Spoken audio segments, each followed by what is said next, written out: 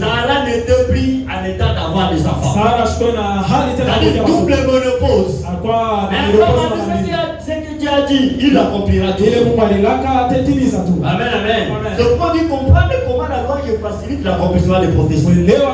C'est notre série d'enseignement, comprendre comment la louange facilite l'accomplissement des prophéties. Amen, amen.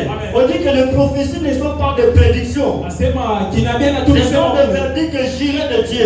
Ce sont des verdicts jurés. Ce que Dieu a dit, il accomplit toujours. Amen, amen. Isaïe 14, le verset 24. Il dit l'Éternel des armées l'a juré. En disant oui, oui, ce que je dis arrivera. Ce que j'ai résolu s'accomplira. Dieu l'a déjà juré. Dieu l'a déjà juré. Et ce qu'il a dit, il va l'accomplir. Mais pour que cela soit accompli, il faut engager la louange. Il faut engager la louange. Parce que Dieu parle selon ses ressources. Selon ses ressources illimitées. Mais non selon notre insuffisance. Il connaît. Quand tu vois ton état, le Dieu va au-delà de ce que tu vois. Amen, amen.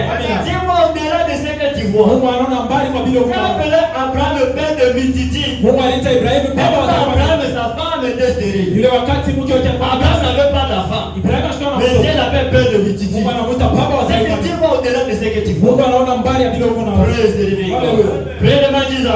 Je t'appelle déjà madame. Amen, amen. Je te vois madame. Je te prie de demoiselle. Soyez sûr. Je vais changer ton nom. Amen, amen. Dieu voit ce que toi tu ne vois. Ne vous inquiétez de rien. Il parle selon ses ressources illimitées. Il dit l'or m'appartient. Et l'argent m'appartient. L'argent appartient à Dieu. Il dit l'or. Agé chapitre 2, le verset 8. Il dit l'or m'appartient. Et l'argent m'appartient. Amen, amen. L'argent appartient à Dieu, l'or appartient à Dieu. Alors Dieu est capable de te donner de l'argent. Dieu est capable de t'enrichir. Salomon a demandé à Dieu, donne-moi la sagesse. Amen. Mais Dieu a dit, je te donnerai ce que tu as demandé, la sagesse. Je te donnerai ce que tu n'as pas demandé. Je te donnerai la richesse et la gloire. Amen. Et Dieu avait accordé à Salomon la richesse. Il dit, peut faire au-delà de ce que nous pensons. Dieu peut faire au-delà de ce que nous demandons. Nous avons un Dieu qui est capable. Alors ne t'inquiète de rien. Il dit à l'Éternel la terre est ce qu'elle va faire. À l'Éternel le monde est ce qu'il habite. C'est Dieu qui a créé l'argent. C'est Dieu qui a créé l'or. C'est Dieu qui a créé le pétrole. C'est Dieu qui a créé le diamant. C'est Dieu qui a créé le cobalt. C'est Dieu qui a créé tout ça. Et Dieu a créé ça pourquoi? Pour l'homme. Pour que l'homme puisse se réjouir. Amen, amen. Il dit, je te donnerai des trésors cachés. Et des richesses des enfouis. Il y a des trésors ici, si tout Katanga.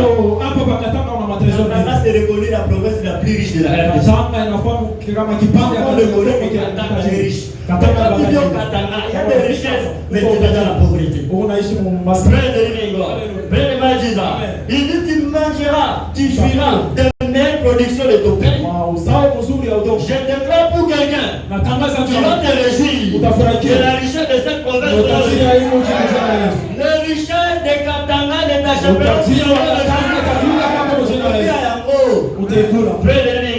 Il y a des richesses ici. Je te donnerai des richesses cachées. Il y a des richesses des enfants.